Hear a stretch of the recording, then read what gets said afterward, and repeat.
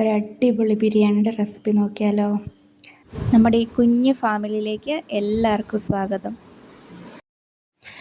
ബിരിയാണി തയ്യാറാക്കാനായിട്ട് നമ്മൾ ബസ്മതി റൈസാണ് എടുത്തിട്ടുള്ളത്. ബസ്മതി റൈസോ കൈമ റൈസോ ജീര റൈസോ ഏത് റൈസ് വേണമെങ്കിലും നിങ്ങൾക്ക് എടുക്കാം. ഒരു 1.5 ഗ്ലാസ് റൈസ് എടുത്തിട്ടുണ്ട്. ഇനി അത് നമുക്ക് നന്നായിട്ടൊന്ന് കഴുകിയെടുക്കാം. ഒരു 3 പ്രാവശ്യം നമ്മളിതൊന്ന് കഴുകിയെടുത്തിട്ടുണ്ട്. ഇനി അതിലേക്ക് ആവശ്യമായിട്ടുള്ള വെള്ളം ഒഴിച്ച് നമുക്കിതൊന്ന് മാറ്റി വെക്കാം. ഒരു 10 മിനിറ്റ് നമ്മൾ അരി വെള്ളത്തിലിട്ട് വെച്ചിട്ടുണ്ട്. ഇനി നമുക്ക് ബിരിയാണിക്കകത്ത് ചേർക്കാനുള്ളൊരു കൂട്ട് തയ്യാറാക്കിയെടുക്കാം. നമ്മൾ തയ്യാറാക്കുന്നത് ഒരു പ്ലെയിൻ ബിരിയാണിയാണ് കേട്ടോ.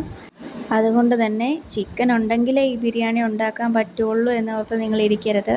മുട്ടയോ ബീഫോ എന്താണോ നിങ്ങളുടെ കയ്യിലുള്ളത് അത് വെച്ച് നിങ്ങൾക്ക് ഈസി ആയിട്ട് ഈ റൈസും അതിൻ്റെ കൂടെ സൈഡ് ഡിഷും തയ്യാറാക്കി ടേസ്റ്റി ആയിട്ട് കഴിക്കാൻ പറ്റുമേ. അപ്പോൾ നമ്മളൊരു തക്കാളി എടുത്തിട്ടുണ്ട്.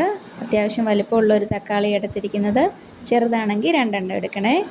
ഒരു പച്ചമുളക് എടുത്തിട്ടുണ്ട്. ഇത് അത്യാവശ്യം നല്ല എരിവുള്ള പച്ചമുളകാണ്, അതുകൊണ്ടാണ് 1 എണ്ണം എടുത്തിരിക്കുന്നത്. ഒരു പിടി മല്ലിയിലയും കൂടെ എടുത്തിട്ടുണ്ട്. ഇനി ഇതൊക്കെ നമുക്കൊന്ന് അരച്ചെടുക്കണം. അതിനായിട്ട് പച്ചമുളകും തക്കാളിയും ഇട്ട് കൊടുത്തിട്ടുണ്ട്. ഇനി നമുക്ക് മല്ലിയില ഒന്ന് ചെറുതായിട്ട് അരിഞ്ഞ് ചേർത്ത് കൊടുക്കാം. മല്ലിയില നിങ്ങളുടെ കയ്യിലുണ്ടെങ്കിൽ ചേർത്ത് കൊടുക്കാം. മല്ലിയില ചേർക്കുമ്പോൾ കുറച്ച് നല്ല ടേസ്റ്റ് വരും ബിരിയാണിക്ക്. ഞാനെപ്പോഴും ബിരിയാണി ഉണ്ടാക്കുമ്പോൾ മല്ലിയില ചേർക്കാറുണ്ട് കേട്ടോ.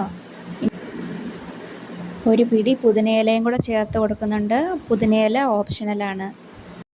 ഇനി നമ്മൾ കുറച്ച് കാഷ്യൂനട്ട് ഇട്ട് കൊടുത്തിട്ടുണ്ട്.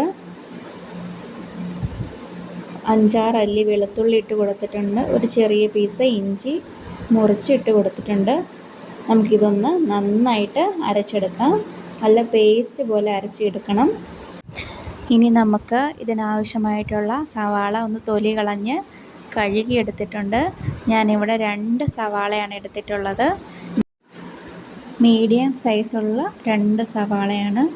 നിങ്ങൾ എടുക്കുന്നത് ചെറുതാണെങ്കിൽ ഒരു 3 എണ്ണം എടുക്കണം. ഇതുപോലെ ഒന്ന് അരിഞ്ഞെടുക്കാം.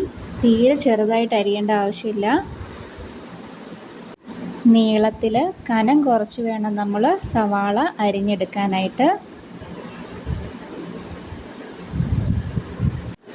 തക്കാളി അരച്ച് ചേർത്ത കൊണ്ട് നമ്മളിനി അരിഞ്ഞ് ചേർക്കുന്നില്ല. സവാള മാത്രമാണ് നമ്മൾ എണ്ണയിലിട്ട് മൂപ്പിച്ചെടുക്കുന്നത്. ബിരിയാണി ഉണ്ടാക്കി തുടങ്ങിയ സമയത്ത് തക്കാളി ഞാൻ അരിഞ്ഞ് ചേർക്കാറായിരുന്നു. പക്ഷേ ഇങ്ങനെ ട്രൈ ചെയ്ത് നോക്കിയപ്പോൾ എനിക്ക് അതിലും ടേസ്റ്റി ആയിട്ട് തോന്നിയത് ഈ റെസിപ്പിയാണ്.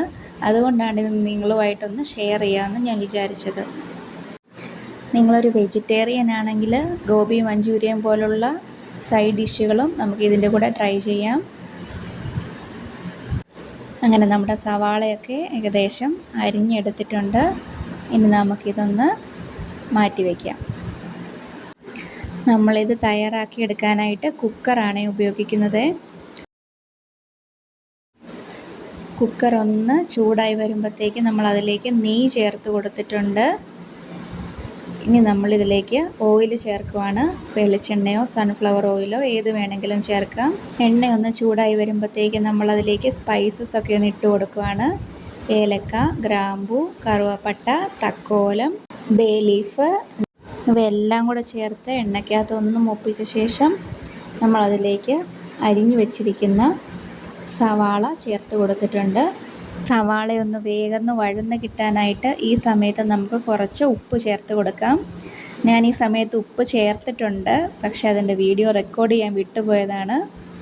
സവാള നല്ലൊരു ഗോൾഡൻ ബ്രൗൺ കളർ ആകുമ്പോഴാണ് നമ്മൾ അരപ്പ് ചേർത്ത് കൊടുക്കേണ്ടത്. വഴറ്റിയെടുക്കുന്ന സമയത്ത് തന്നെ ചേർത്ത് കൊടുക്കാൻ പാടില്ല.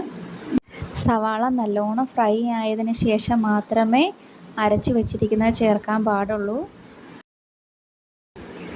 അപ്പോൾ നമ്മളിത് നന്നായിട്ടൊന്ന് മിക്സ് ചെയ്തെടുത്തിട്ടുണ്ട്.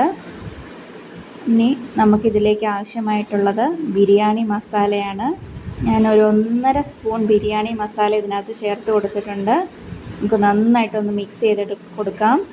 ഇനി ഒരു പകുതി നാരങ്ങയുടെ നീരും കൂടെ ചേർത്ത് കൊടുക്കുവാണ്. അത് നന്നായിട്ടൊന്ന് മിക്സ് ചെയ്തെടുത്തിട്ടുണ്ട്. ഇനി നമുക്കിതിലേക്ക് 1 സ്പൂൺ തൈരാണ് ചേർത്ത് കൊടുക്കേണ്ടത്. തൈര് ചേർത്ത് നന്നായിട്ടൊന്ന് ഇളക്കി കൊടുക്കാം. ഇനി നമുക്ക് ആവശ്യമായിട്ടുള്ള വെള്ളം ചേർത്ത് കൊടുക്കാം. ഞാനിവിടെ 1.5 ഗ്ലാസ് അരിയാണ് എടുത്തിട്ടുള്ളത്. 1.5 ഗ്ലാസ്സിന് ഒരു 2.25 ഗ്ലാസ് വെള്ളം ഞാനിവിടെ ചേർത്ത് കൊടുത്തിട്ടുണ്ട്. 1 ഗ്ലാസ്സിന് 1.5 ഗ്ലാസ് വെള്ളം എന്നതാണ് ഇതിൻ്റെ കണക്ക്. ഞാൻ ഉപ്പൊന്ന് ടേസ്റ്റ് ചെയ്ത് നോക്കിയിട്ടുണ്ട്. ഉപ്പ് കുറച്ച് കുറവായിരുന്നു, അതുകൊണ്ട് ഞാൻ കുറച്ചും കൂടി ചേർത്ത് കൊടുത്തിട്ടുണ്ട്. നിങ്ങൾ ഉപ്പ് കുറവാണെങ്കിൽ ഈ സമയത്ത് ചേർത്ത് കൊടുത്ത് പാകത്തിന് ആക്കിയെടുക്കണം. ഇത് നമുക്ക് നന്നായിട്ടൊന്ന് മിക്സ് ചെയ്തെടുക്കാം. നല്ല തിള വരുന്നിടം വരെ നമ്മൾ വെയിറ്റ് ചെയ്യണം. ഈ സമയത്ത് അരി ചേർത്ത് കൊടുക്കാൻ പാടില്ല. ചെറിയ ചെറിയ കാര്യങ്ങൾ ശ്രദ്ധിക്കുവാണെങ്കിൽ തന്നെ നമ്മുടെ ബിരിയാണി നമുക്ക് സൂപ്പറായിട്ട് കിട്ടും. ഇപ്പോൾ വെള്ളം നല്ലോണം തിളച്ച് വന്നിട്ടുണ്ട്. ഇനി നമുക്കിതിലേക്ക് അരി ഇട്ട് കൊടുക്കാം. അരി എടുക്കുന്ന അനുസരിച്ച് വെള്ളത്തിൻ്റെ അളവിൽ മാറ്റം വരും. നിങ്ങളതൊന്ന് ശ്രദ്ധിക്കണം. നമ്മൾ അരിയിട്ട് അല്പസമയം ഒന്ന് വെയിറ്റ് ചെയ്യണം. ഇത് നന്നായിട്ട് ഒന്നുകൂടെ തിളയ്ക്കണം. തിളച്ചതിന് ശേഷമാണ് നമ്മൾ കുക്കറൊന്ന് അടച്ചു വെക്കുന്നത്. വെള്ളം നല്ലോണം തിളച്ച് വന്നിട്ടുണ്ട്. ഇനി നമുക്ക് കുക്കറൊന്ന് അടച്ചു വെക്കാം. ഒരേ ഒരു വിസിലടിക്കുന്ന സമയം മാത്രമേ ഇതൊന്ന് വെന്ത് കിട്ടാനായിട്ട് ആവശ്യമുള്ളൂ. ഒരു വിസിലടിച്ച സമയത്ത് ഞാനതൊന്ന് ഓഫാക്കി വെച്ചിട്ടുണ്ടായിരുന്നു. ഇനി അതിൻ്റെ എയർ മുഴുവനായിട്ട് പോയി കഴിഞ്ഞ് വേണം നമ്മളിതൊന്ന് തുറന്ന് നോക്കാനായിട്ട്. അങ്ങനെ നമ്മുടെ സൂപ്പർ ടേസ്റ്റി ആയിട്ടുള്ള ബിരിയാണി റൈസ് റെഡി ആയിട്ടുണ്ട്. ഇത് നമുക്ക് നന്നായിട്ടൊന്ന് മിക്സ് ചെയ്ത് കൊടുക്കാം. നിങ്ങൾ മിക്സ് ചെയ്യാനായിട്ട് ഈ തടിയുടെ സ്പൂണുകൾ ഉപയോഗിക്കുകയാണെങ്കിൽ നല്ലതാണ്. അരി ഒട്ടും ഉടഞ്ഞു പോകാതെ കിട്ടാനായിട്ട് തടിയുടെ സ്പൂൺ ഉപയോഗിക്കുന്നതാണ് നല്ലത്. അപ്പോൾ നമ്മുടെ വെള്ളമൊക്കെ വറ്റി കറക്റ്റ് പാകത്തിനുള്ള വെള്ളമാണ് നമ്മൾ ഒഴിച്ചത്. അപ്പോൾ ഈ ചോറ് വെന്തൊന്നും പോയിട്ടില്ല, കറക്റ്റ് പരുവത്തിന് കിട്ടിയിട്ടുണ്ട്. ഇനി നമുക്കതിന് വേണ്ടി ചെറിയൊരു സലാഡും കൂടെ തയ്യാറാക്കാം. സവാളയൊന്ന് ചെറുതായിട്ട് അരിഞ്ഞെടുത്തിട്ടുണ്ട്. അതിലേക്ക് അല്പം ഉപ്പ് ചേർത്ത് കൊടുത്തു. ഇനി നമ്മൾ ചേർത്ത് കൊടുക്കുന്നത് തൈരാണ്, കട്ട തൈരാണ്. തൈരിന് പകരം നമുക്ക് ഈ സമയത്ത് മോരാണെങ്കിലും ചേർത്ത് കൊടുക്കാം. ഞാൻ കുറച്ച് തൈരും കൂടെ ചേർത്ത് നന്നായിട്ടൊന്ന് മിക്സ് ചെയ്തെടുത്തിട്ടുണ്ട്. ഇതിൽ ഞാൻ മുളകൊന്നും ചേർക്കാറില്ല, അല്ലാതെ തന്നെ ഇത് നല്ല ടേസ്റ്റി ആയിട്ടുള്ളൊരു സലാഡാണ്. അങ്ങനെ നമ്മുടെ സൂപ്പറായിട്ടുള്ള ബിരിയാണി റെഡി ആയിട്ടുണ്ട്. നമ്മളിവിടെ സൈഡ് ഡിഷായിട്ട് ചിക്കനും അച്ചാറും പപ്പടവും സലാഡും എടുത്തിട്ടുണ്ട്. ഇതൊന്ന് ട്രൈ ചെയ്ത് നോക്കണം. നമ്മുടെ ചാനൽ ഒന്ന് സബ്സ്ക്രൈബ് ചെയ്ത് സപ്പോർട്ട് ചെയ്യണേ ഫ്രണ്ട്സ്.